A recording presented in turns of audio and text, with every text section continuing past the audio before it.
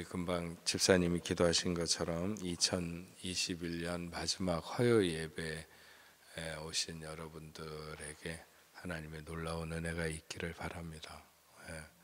저는 사실은 늘 이렇게 좀 화요 예배도 그렇고 주일 예배도 그렇고 빈자리 없이 꽉 차가지고 이렇게 드리는 예배를 많이 소망하지만 때로 어떤 시간에는 보면 하나님이 이렇게 소수의 사람들을 얼마나 귀하게 여기실까 그런 생각도 들고, 그래서 뭐 혼자 와서 찬송하고 예배해도 하나도 위축되지 않을 것 같은 그런 마음도 동시에 있습니다. 그러니까 오늘 한 해를 보내면서 마지막 우리가 드리는 2021년도의 화요 예배에 나와 있는 것은 하나님 앞에서 보면 참 여러분들이 굉장히 귀하고 아름다운 선택이다.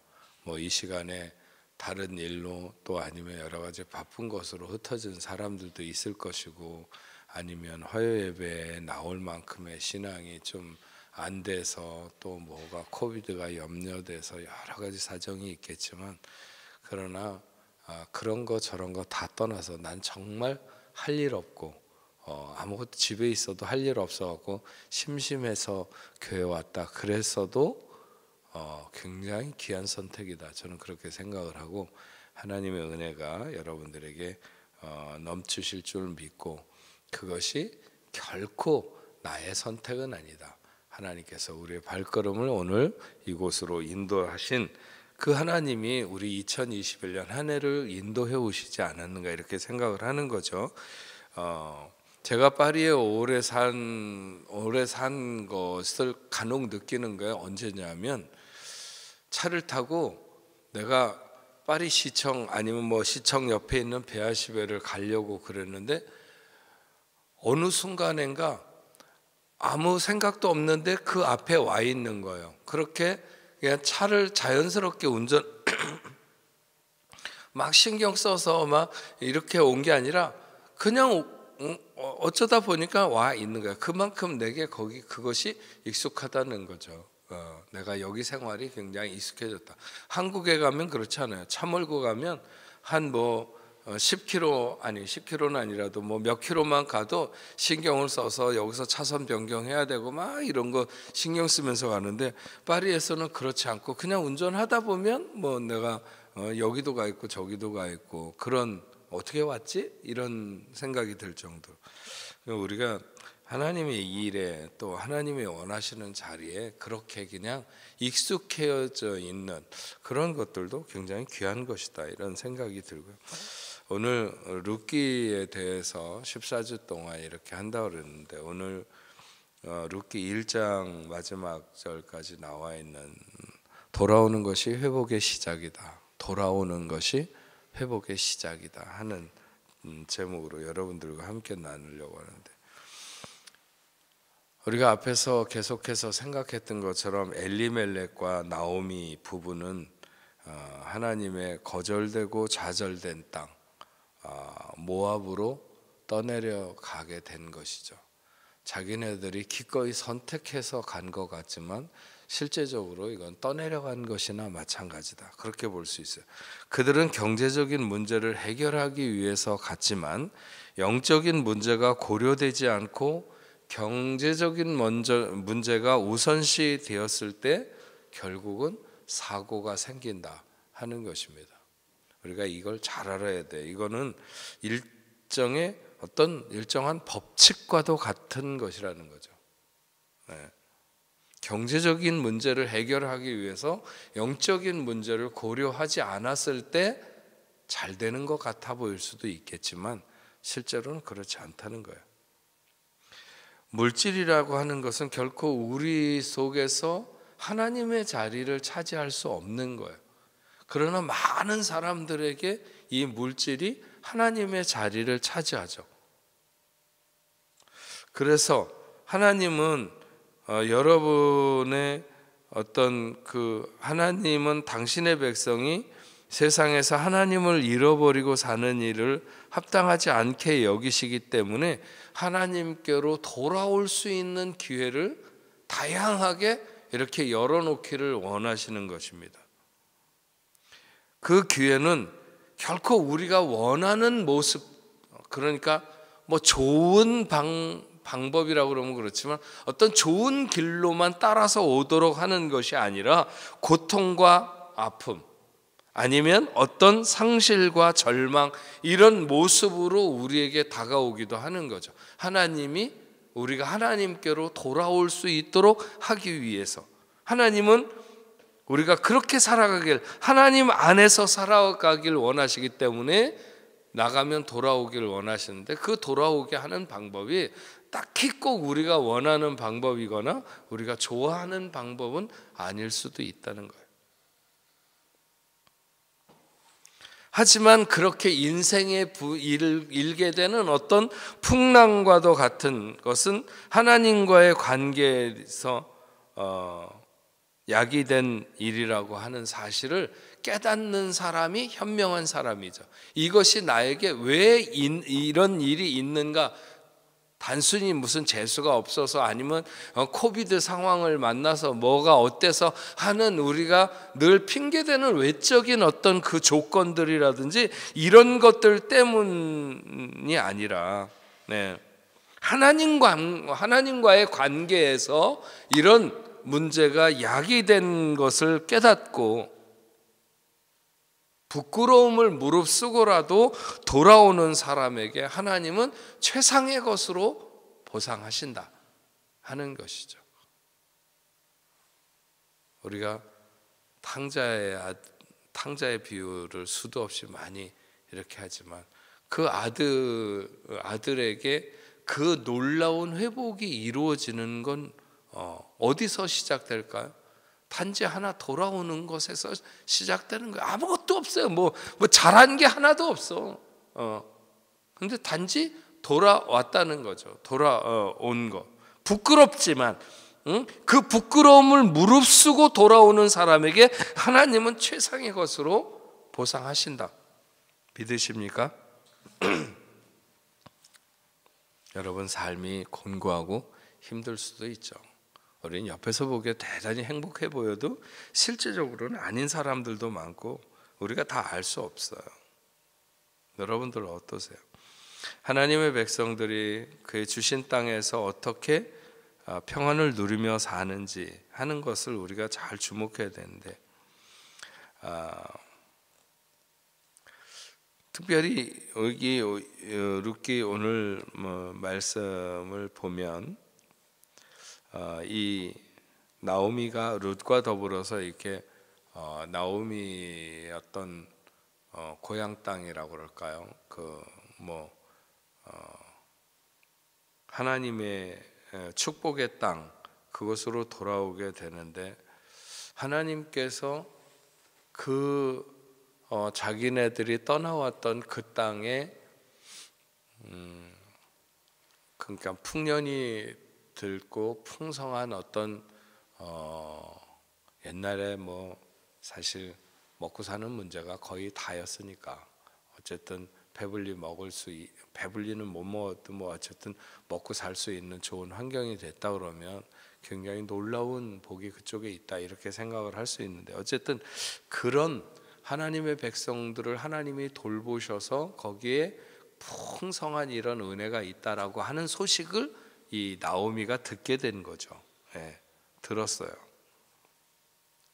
그래서 하나님이 권고하사 그들에게 양식 주셨음을 들어야 되는 거죠.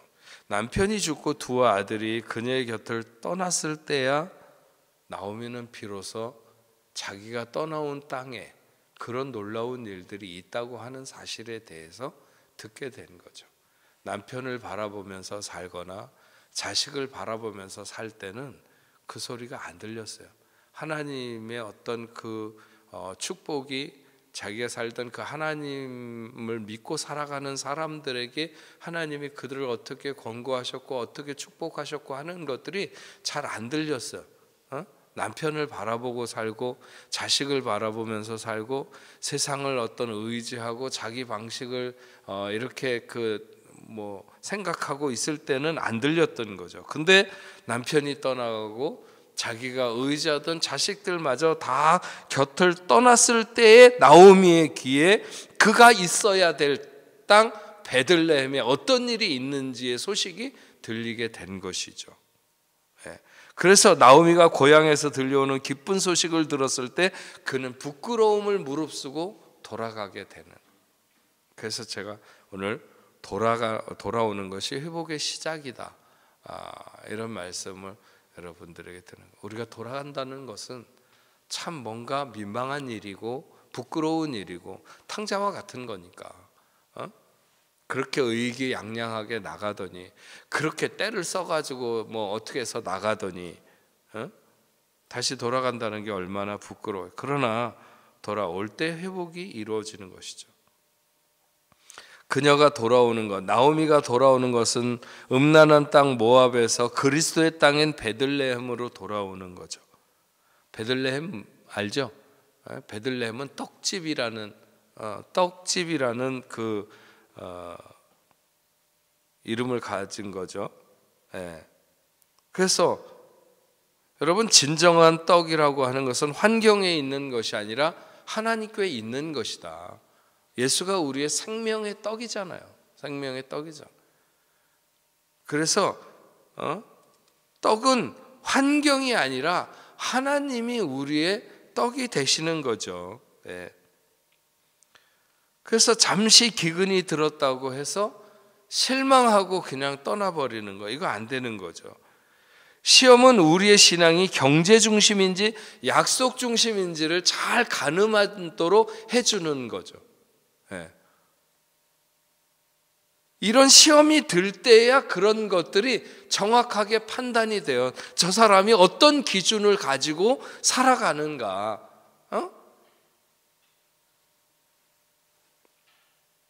우리의 신앙도 마찬가지예요. 그것이 경제 중심인지 약속 중심인지를 알려주는 거예요. 말씀 중심인지를. 시험은 우리의 믿음 생활이 자기 소견의 중심인지 말씀 중심인지를 진리를 알려줘요. 우리가 어떤 거에 근거해서 그의 삶을 구축하고 살아가는가 하는 것을 알려준다는 거예요. 시험이 알려줘요.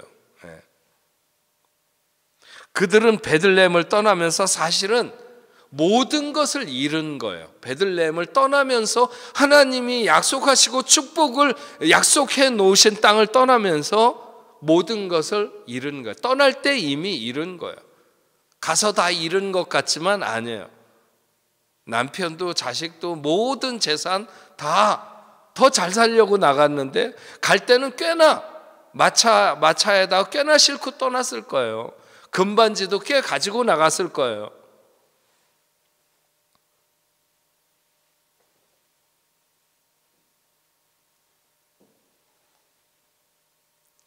다른 것들이 수순으로 나타난 것이 환경적인 아픔일 뿐이지 실제적으로는 신앙을 떠나는 삶의 어떤 모습들, 그런 모든 걸 다 잃어버린 거나 마찬가지라고 하는 것이죠.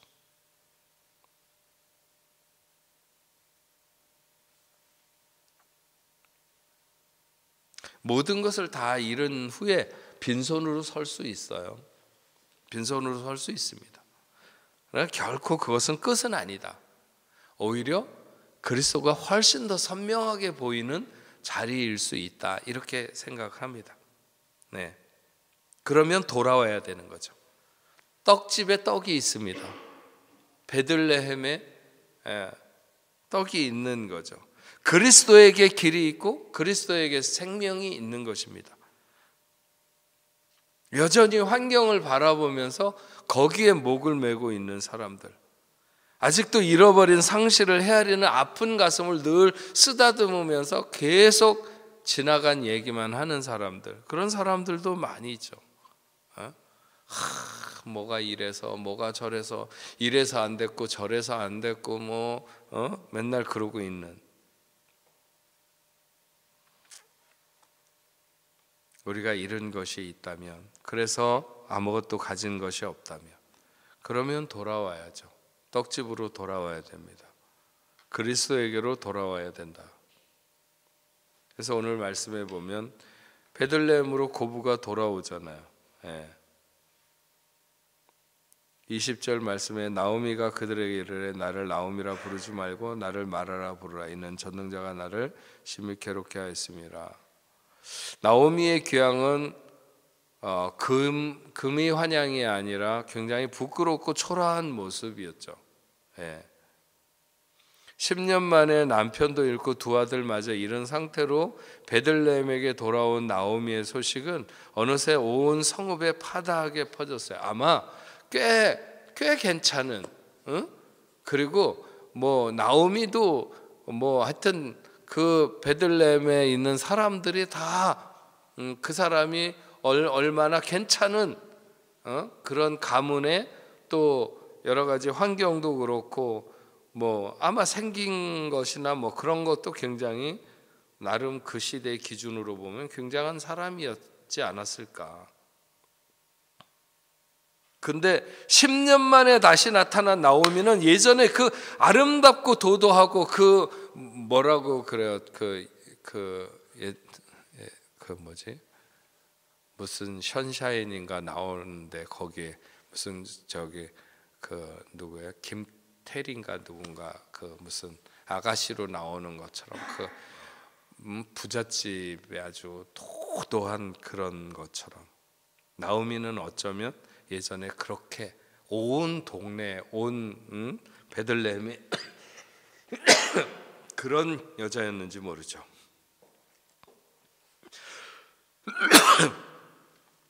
그런데 정말 그런 자태는 찾아볼 수도 없고 늙고 남루하기 짝이 없는.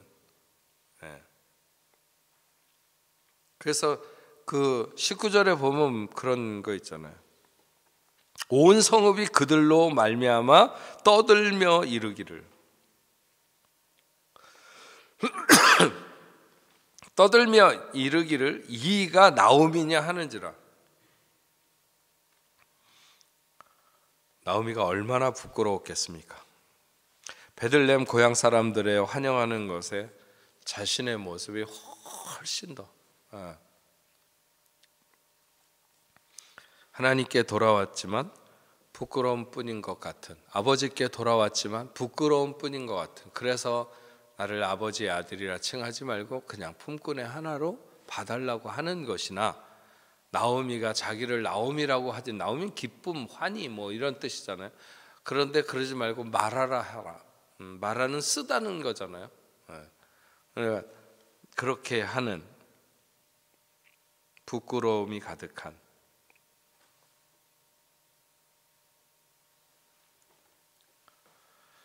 끝이 없는 고통과 아픔의 세월 속에서 하나님의 사랑이 의심스러울 정도로 신앙의 어떤 어려움을 겪을 수도 있죠. 남들은 모두 평탄한 길을 가는 것 같은데 나만 왜 이렇게 유독이, 진짜 옆에서 볼 때도 지독히 어려운 사람들도 가끔 있어요. 이해할 수 없는 의심에 빠질 수도 있습니다. 그런데 주께서 내가 예상할 수 없는 환난을 내게 주신다면 그 환난을 통하여 주께로 돌아오도록 하는 특별한 하나님의 배려가 있다는 것을 우리는 잊어서는 안 돼요. 베들레헴으로 돌아가기 위해서 주께서 사면초가의 위기로 그를 몰아가시는,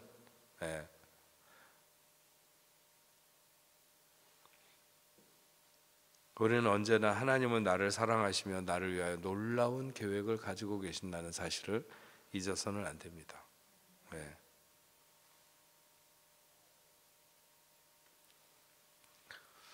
20절 말씀에 보면 전능자가 나를 괴롭게 하셨다고 그랬는데, 나오미는 베들레헴 사람들에게 자기를 나오미라 부르지 말고 마라라 불러달라고 하면서 이유는 전능자가 자기를 심히 괴롭게 했기 때문이라는 것이죠. 그녀의 모압 생활 10년 만에 남편과 두 아들을 잃고 가산을 다 잃었습니다.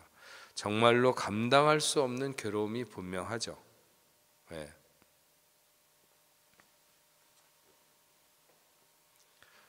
여러분, 근데 출애굽기 15장 25절 26절에 보면 그 마라의 쓴물에 그런 기사가 있죠. 모세가 부르짖었더니 여호와께서 그에게 한 나무를 지시하시니 그가 물에 던지면 물이 달아졌더라. 거기서 여호와께서 그들을 위하여 법도와 율례를 정하시고 그들을 시험하실새 가라사대 너희가 너희 하나님 나 여호와의 말을 청종하고 나 보기에 의를 행하며 내 계명의 귀를 기울이며 내 모든 규례를 지키면 내가 애굽 사람에게 내린 모든 질병을 하나도 너희에게 내리지 아니하리니 나는 너희를 치료하는 여호와의 민이라. 이렇게 말씀합니다.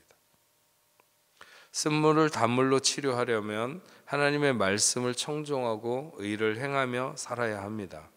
다시 말하면 하나님께 귀를 기울이며 살아가야 된다는 것이죠. 십자가를 붙잡고 그 피로 씻음을 받아야 됩니다.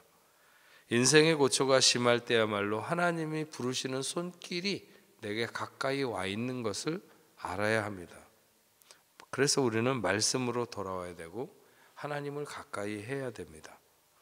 나의 쓴물에 십자가를 적용해야 되는, 나무를 던지라고 하는 것은 바로 우리가 그런 거죠. 나의 고통의 문제에 십자가를 적용하라. 나오미의 모압 생활은 스디슨 마라의 절망과 같은 것이었습니다. 그러나 이 괴로움의 고초가 전능자 하나님을 찾아 나오도록 그를 몰아세워 주었던 것이죠. 히브리서 12장 5절과 6절 말씀에 또 아들들에게 권하는 것 같이 너에게 권면하신 말씀을 잊었도다. 일렀을 때 내 아들아 주의 징계하심을 경히 여기지 말며 그에게 꾸지람을 들을 때 낙심하지 말라. 주께서 사랑하는 자를 징계하시고 그 받으시는 아들마다 채찍질 하심이니라 하셨습니다. 하나님의 징계에 대해서 두 가지 잘못된 태도가 있어요. 하나는 매를 우습게 여기는 태도가 그거고, 또 하나는 하나님의 매를 노여워하는 태도입니다. 매가 있다는 것은 하나님의 참아들이라고 하는 것을 말하는 거죠. 히브리서 12장 8절 말씀에 징계는 다 받는 것이거늘 너희에게 없으면 사생자여 참아들이 아니니라. 이렇게 말씀하고 있습니다.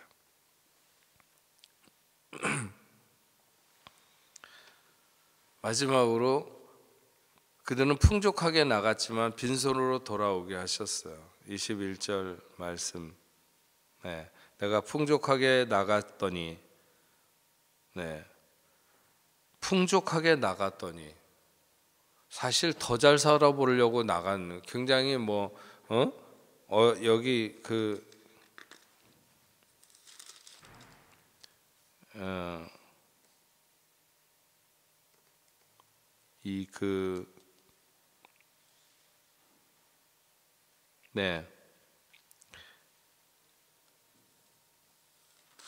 좀 더 어떻게 하면 더 잘 살아볼까?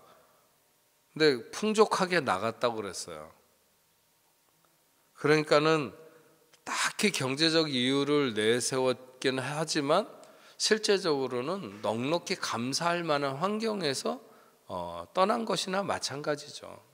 어떤 욕망을 따라 내려간 게 틀림없는 거예요. 무슨 이유를 대든지 간에.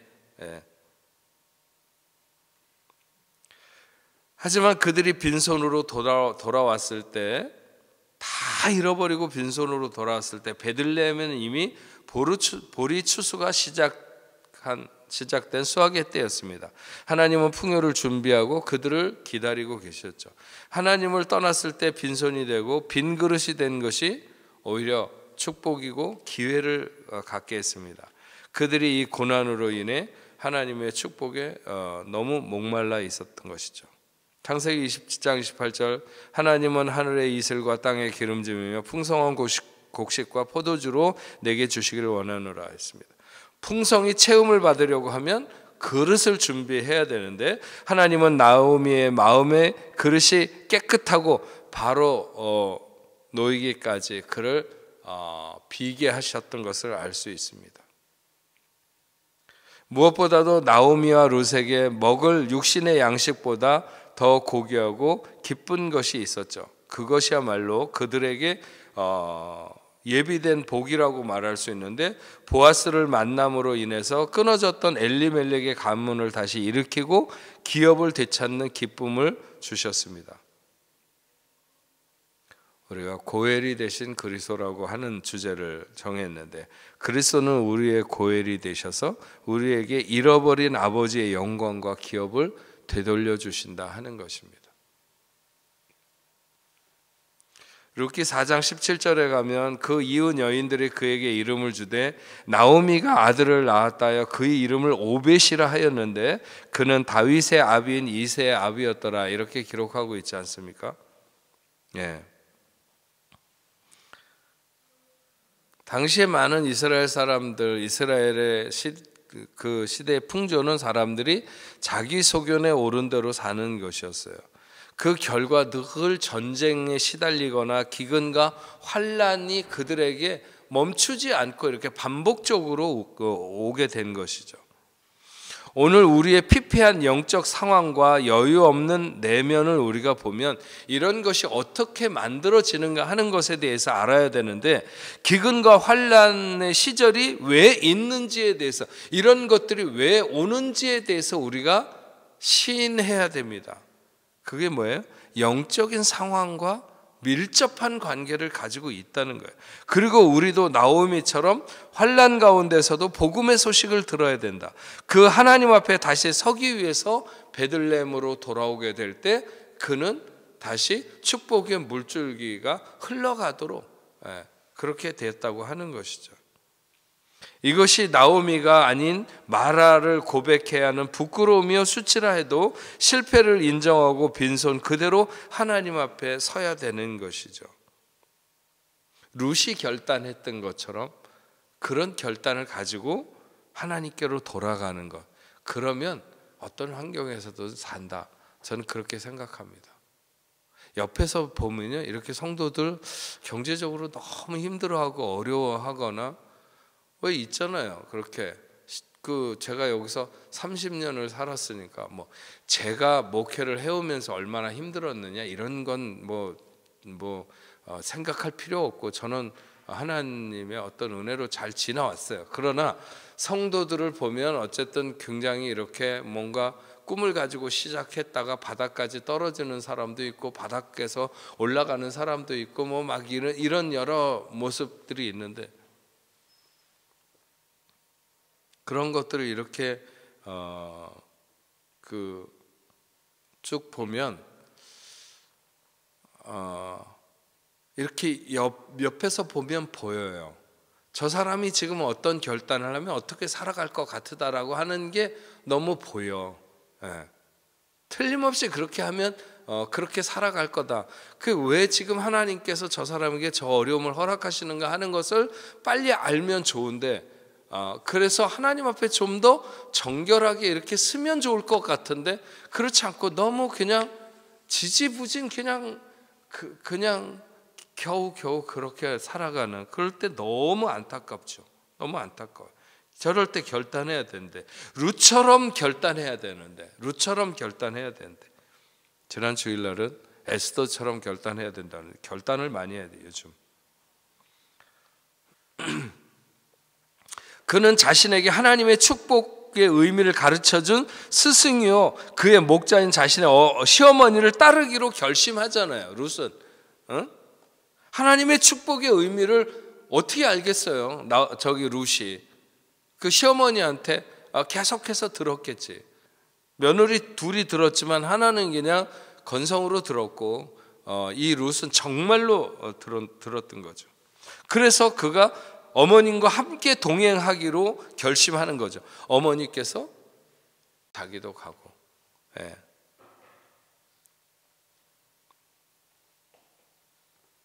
그리고 동일한 마음으로 하나님을 주로 고백하기로 결심하는 거예요. 어머님의 하나님이 나의 하나님이 되시리니. 그리고 마지막까지 운명을 함께 하기로 결심하죠. 어머니께서 죽으시는 곳에서 나도 죽어 거기 장사될 것이다, 이렇게 말하잖아요. 일단 사람이 죽기로 작정하면 끝나는 거예요. 지난 주일에도 얘기했지만 죽기를 결정하면 무서울 것이 없어. 그러고 사세요. 저는 지난번에 왜 한번 우리 사실 이런 게 또 여러분들이 뭐 건강해갖고 다 오래 살 것 같으니까 내가 담대하게 얘기하는지 모르겠지만 이게 아픈 사람한테는 그 말하기가 힘들잖아요. 그렇지만 제가 지난번에 한번 우리 김영경 권사님한테도 담대하게 살라고 두려울 것 없이 그냥 하나님 앞에 담대하게 살아. 내가 하나님이 나의 생명을 얼만큼이나 주시든지 간에 상관없이 내가 하나님 앞에서 하나님을 사모하면서 살리라. 죽기를 작정하면 무서울 것이 없어요. 안 죽은 사람이 있습니까? 여태 역사 중에 아니면 뭐 초창기에 저기 에덴에서 금방 나와가지고는요 뭐 한 1000년도 살고 뭐 그랬지만 아니 뭐 다 살다 보면 고만고만큼 살다가 죽는 거죠. 다 그런 것입니다. 그러니까는 우리가 하나님 앞에 정말 죽기를 각오하고 결단하고 사는 이런 룻과 같은 결단이 있으면 하나님께서 우리에게 축복하시리라 믿습니다. 오늘 2021년 마지막 우리 화요 예배에 나오신 여러분들 돌아오는 것이 회복의 시작이다. 그냥 돌아오면 하나님께서 다 회복시켜 주시는. 그래서 우리가 항상 내가 홀로 서 있다고 생각할 때, 내가 가장 인생의 저점에 삶의 어떤 가장 쓰라린 그런 위치에 있다고 생각을 해도 거기서 하나님을 바라보고 돌아오면 하나님은 우리를 회복시키시고 온전한 자리로 이끄신다는 사실을 믿고 한 해를 마무리하시고 2022년 새로운 한 해도 그렇게 살아가시는 여러분들 되시기를 주의 이름으로 축원합니다. 우리 흩어져서 9시까지 기도하겠습니다.